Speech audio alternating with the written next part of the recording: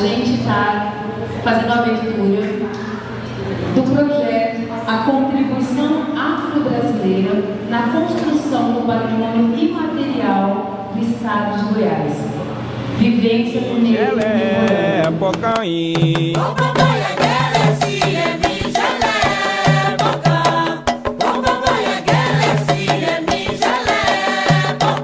Olá, meu nome é Marileia Lasprilla, eu sou a produtora cultural executiva deste projeto, que fala sobre o resgate da memória coletiva e como é um importante aspecto da garantia de um Estado democrático de direito, que se traduz em uma democracia sólida, participativa e plural, que garanta os direitos humanos e sociais. Roda 1. Abordagens jurídicas. Dentro da contribuição afro-brasileira no Brasil, é possível identificar diferentes abordagens jurídicas do negro no direito brasileiro. É interessante para o Estado, na figura malévola, que a gente não tem acesso à informação. Mas por que eu falo isso? Porque é importante para o Estado manter uma massa de manobra. Então, quem não detém da informação, quem não busca o conhecimento, se torna uma massa de manobra. Ou seja, se torna objeto de campanhas altamente negativas e que depreciam o povo de Santos. E a informação também é um direito constitucional. O direito à informação é um direito constitucional, ainda que não diretamente ligado, mas ele é um subprincípio dentro do artigo 5º. E aí, pegando esse princípio básico, eu quero remeter vocês a uma reflexão para o artigo 37 da Constituição, que fala sobre os princípios básicos da administração pública: legalidade, impessoalidade, moralidade, publicidade e eficiência. Mas eu quero me ater principalmente à eficiência. Qual é o meu ponto de vista hoje aqui para a gente abrir essa reflexão? E até que ponto a gente tem política pública eficiente? Digo, até que ponto nós temos direitos constitucionais garantidos materialmente? Quando você é vizinho de uma igreja qualquer e qualquer vizinho reclama dessa igreja que o barulho é excessivo e liga-se para a polícia, qualquer polícia, polícia civil, polícia militar, provavelmente vai ter a seguinte resposta: lá é uma igreja, né? Conversa no outro dia com o pastor, vai na AMA para verificar a adequação do som, e etc, etc. E quando é um terreiro, quem chega primeiro lá? A AMA ou a polícia, tratando a questão não como uma questão de fé, mas como uma questão de crime? Isso é o reconhecimento do espaço sagrado, do espaço de culto. Por que colocar essa questão aqui? Porque eu tenho certeza que cada baba, cada iá, cada um aqui já passou por um momento ou outro de violação do seu espaço de culto sagrado. Precisou o Supremo Tribunal Federal dar voz àquilo, doutor Joaquim, que o senhor estava falando, a uma legitimidade, a reconhecer o espaço público. Eu tenho um amigo sacerdote no Rio que fala assim: só o sacrifício salva a humanidade. E isso aqui que a gente está fazendo é um ato de sacrifício, de esclarecer, que é trazer para a população que nos está nos assistindo e que nos assistirá em momentos futuros, essa necessidade da informação. A necessidade de que haja uma eficiência de direito, que haja constitucionalidade material. Até que ponto nós temos políticas eficientes? Até que ponto nós enfrentamos o racismo dia a dia? E esse racismo, ele impede políticas públicas eficientes para a nossa sociedade, para situações de vulnerabilidade. Nós somos pessoas que, infelizmente, estamos em caráter vulnerável. Mas é preciso que a gente mude esse cenário. E a gente só muda esse cenário a partir de construções como o dia de hoje. Alguém aqui já ouviu falar sobre racismo ambiental?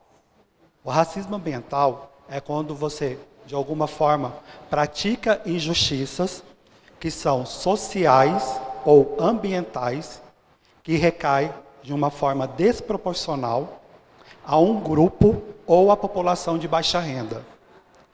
Quando nós falamos grupo e população de baixa renda, nós nos deparamos com o quê? A maioria das pessoas que, infelizmente, é uma realidade do nosso país, são pessoas de baixa renda, são pessoas da comunidade negra. Por quê? Porque nós temos uma questão histórica. E essa questão histórica reflete nos dias atuais. O racismo ambiental, infelizmente, ainda hoje, recai sobre, na sua maioria, da comunidade negra. Todas essas falas que antecederam, de altíssimo teor e aprendizado, nos faz refletir no que passamos e no que estamos passando. Em 1990, o estado de Goiás teve o maior pesadelo criminal em relação à religiosidade, que foi a morte da menina Militão na cidade de Guapó. Quem for da minha época deve lembrar disso. Zeladores e zeladoras de santo foram penalizados de forma brutal, sendo presos na DEIC. Trabalhamos 30 dias na DEIC, defendendo aqueles zeladores e zeladoras que foram humilhados de forma cruel, tendo suas casas invadidas, tendo seus assentamentos violados, entendeu? Profanados. Aí me perguntaram, o país é laico. O país é laico, um laico cristão. Um laico cristão. Luiz colocou uma fala bem interessante, que ele fala o quê? Que muita gente às vezes fala, eu não vou naquele evento, eu não vou, né, naquela apresentação, eu não vou naquela reunião, porque estão querendo me usar como massa de manobra. E o Luiz fez uma colocação aqui, que só é massa de manobra quem não sabe dos seus direitos, né? Quem não sabe dos seus direitos, quem não busca o conhecimento dos seus direitos, quem não busca o caminho de entender, saber, ter conhecimento, para assim ter consciência sobre os seus direitos.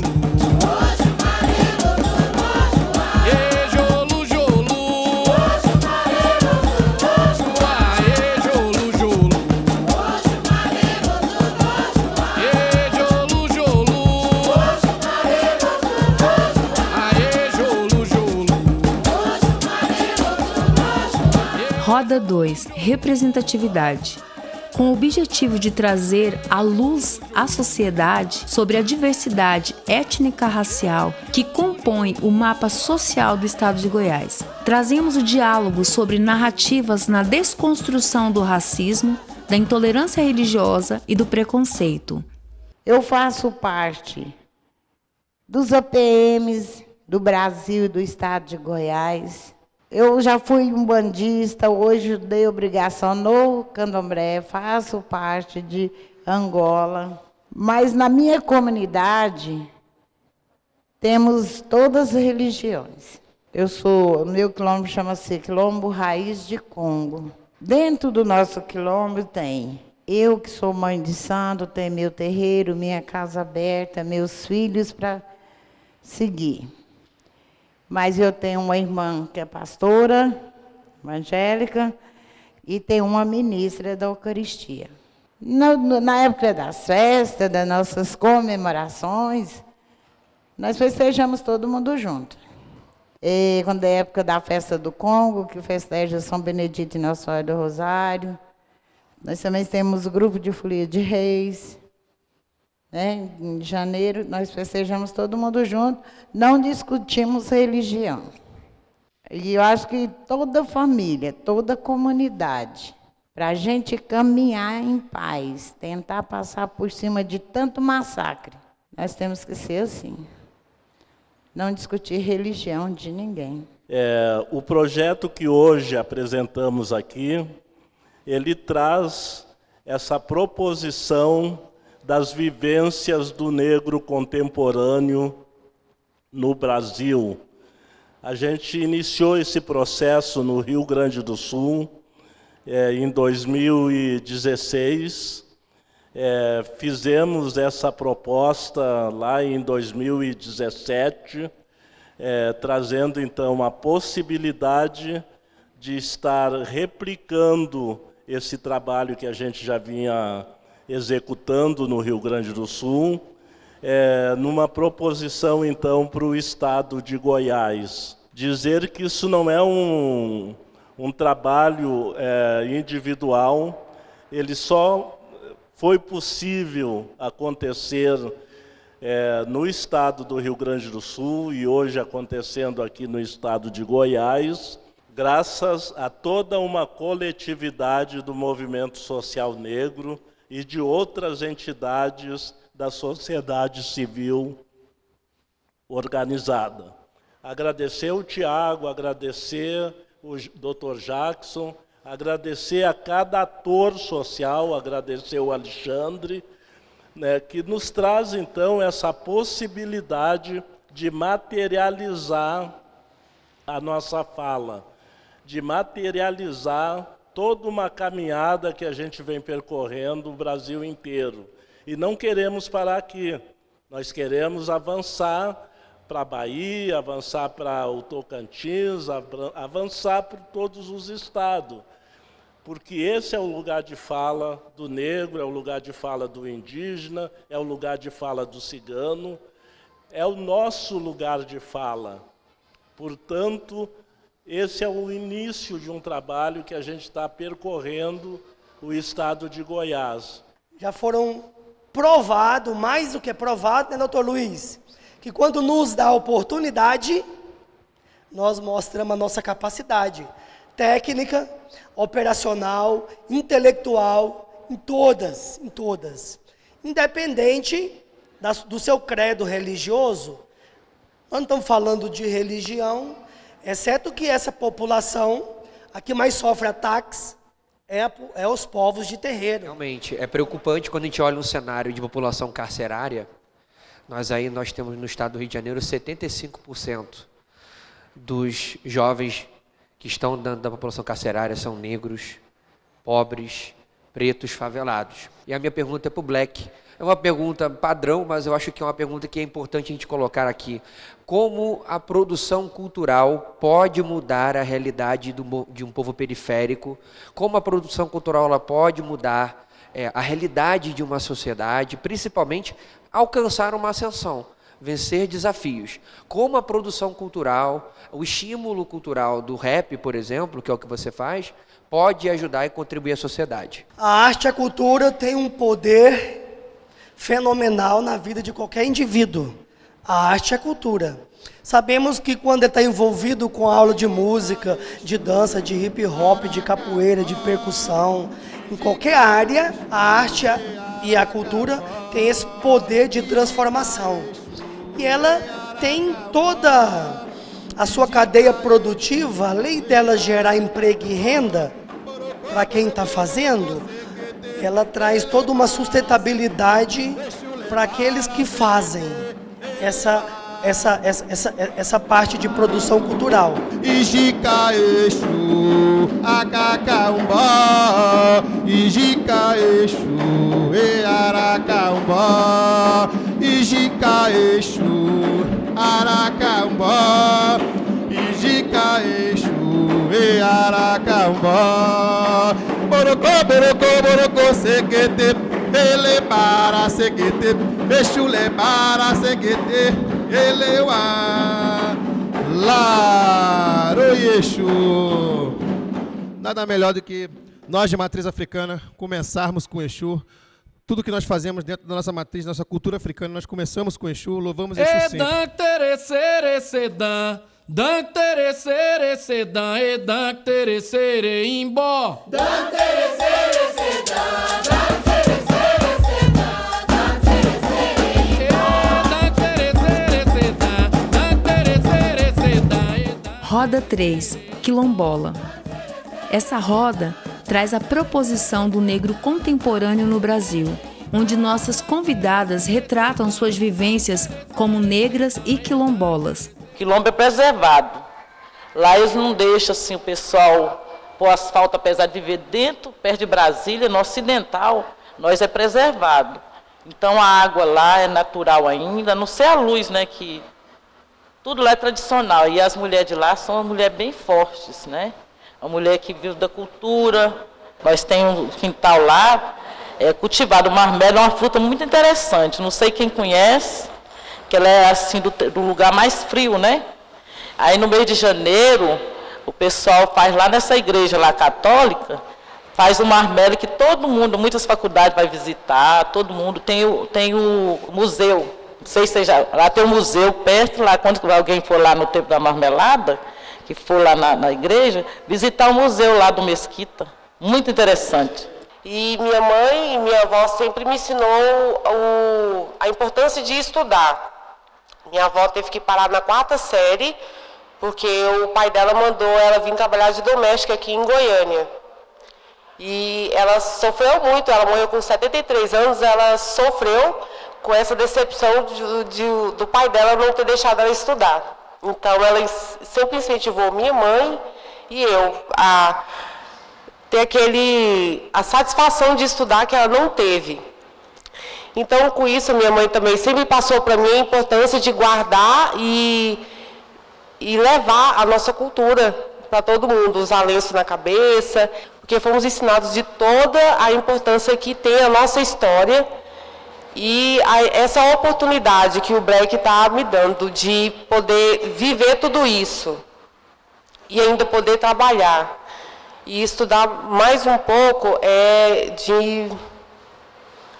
de importância grandiosa, que os jovens fazer uma pós, que isso é o que é falado na minha casa, e que as crianças possam ter essa oportunidade de ter um lugar para estudar, para se desenvolver, saber da importância da cultura de todos os nossos povos. É magnífica. Mas não podíamos também deixar de saudar o patrono do Axé do Aferó. E não podíamos deixar de cantar uma cantiga de Gigi. Então eu vou pedir para que vocês cantem uma ramunha, tá, galera? Equipe. E aí vocês cantam comigo assim, ó.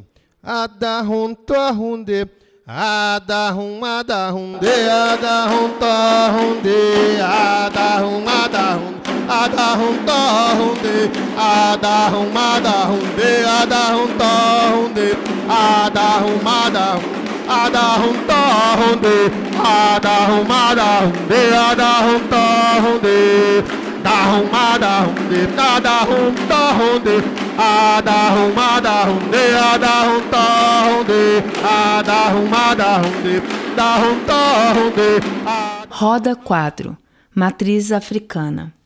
Essa roda trouxe suas vivências numa narrativa de como a tradição mudou as vidas, melhorando as perspectivas para o futuro de cada convidado. Foi difundido também a gastronomia africana, entre elas feijoada e os temperos africanos, a cultura de matriz africana com sua riqueza na musicalidade e cantigas. Eu sei que que horas mais ou menos são, tô próximo, já passou um pouquinho da hora do almoço, e eu ainda vou falar de feijoada, complicado. Mas a feijoada, sim, ela foi trazida pelos africanos, que foram escravizados, não escravos, tá? Foram escravizados, e acabou vindo para o Brasil. E as pessoas falam assim, mas a feijoada não veio de Portugal? Passou por lá. Só que quem é que preparava mesmo? Os africanos negros que foram escravizados. Então, a feijoada, ela veio sim da África, tá? Assim como a feijoada, outras comidas típicas do nosso dia a dia passou pela África, mas nós temos uma tradicional sobremesa que acontece nas muitas casas de candomblé e muitas casas de pessoas por aí, que é a nossa canjica, que também é africano, é comida de orixá, é cultural. Então, falar desses dois pratos típicos, né? Falar da feijoada, falar da canjica, que são comidas de orixás, são comidas do nosso dia a dia, que estão no prato do nosso dia a dia, né? Isso sim é um patrimônio imaterial, que não pode deixar de ser esquecido, que não pode deixar de ser fomentado, e deixar bem claro que não pode ter vindo nas caravelas junto com os africanos escravizados. mas não é português. É nosso, é afro-brasileiro. Sacrificamos o animal para dar outra vida. Sacrificando o animal para dar vida a outra pessoa.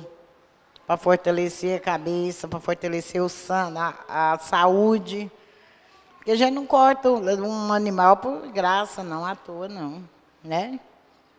Cada animal ali tem um significado. Muitas vezes as pessoas entram por Roncó pela saúde. As pessoas não vão entrar lá por boniteza, não. Ninguém vai deitar lá no Roncó, ficar 21 dias, né? Poder sair contando historinha por boniteza. Algum objetivo ele está lá, pela saúde, ou está acontecendo algum problema com ele, na família. Tem uns que vai pela dor mesmo. Tem uns que traz a coroa de nascimento, mas fica aí enrolando também, quando vai pela dor. E a gente sabe que é muito histórico o contexto, como a música ela é presente na vida de uma região, na vida de um povo, e até numa tradição como a tradição afro-religiosa. E aí eu tive há muitos anos atrás, uma pessoa falou assim, eu não canto em Yorubá, porque eu acho que eu posso estar xingando o orixá cantando em Yorubá. E aquilo me pôs a refletir muito. Por quê que a pessoa tem esse tipo de concepção? Porque ela não domina uma língua, mas ela quer cantar em inglês. Ela quer cantar em inglês. E quanto a música é tão importante? Ela é muito importante porque ela fala sobre atos, fala sobre lutas, até mesmo sobre concepções de como você tem que levar a sua vida, né? Como o Alexandre cantou uma cantiga, essa cantiga ela tem uma finalidade tão imensa de um respeito à ancestralidade. Ela tem uma reverência, né? A gente canta para Oxalá, né? Aure, aure, baba, aure. Eu peço a que meu Pai nos traga boa sorte. Eu acredito que algo muito importante que a gente, dentro da religião, é o aprendizado. Quando você aprende algo, ninguém te tira isso, né? Onde você quer que é onde você esteja, né? Você aprende aquilo, você aprende a fazer uma comida para orixá, você aprende a fazer uma cantiga, você aprende uma reza. E você pode estar no Brasil, fora do Brasil, você pode estar no sul, no sudeste, no centro. Você vai ter o conhecimento, você vai ter aquele aprendizado que foi passado para você, e você vai cantar, você vai rezar, você vai fazer uma comida para orixá. E é algo que ninguém consegue tirar isso, né, de nós. É o conhecimento, é o saber.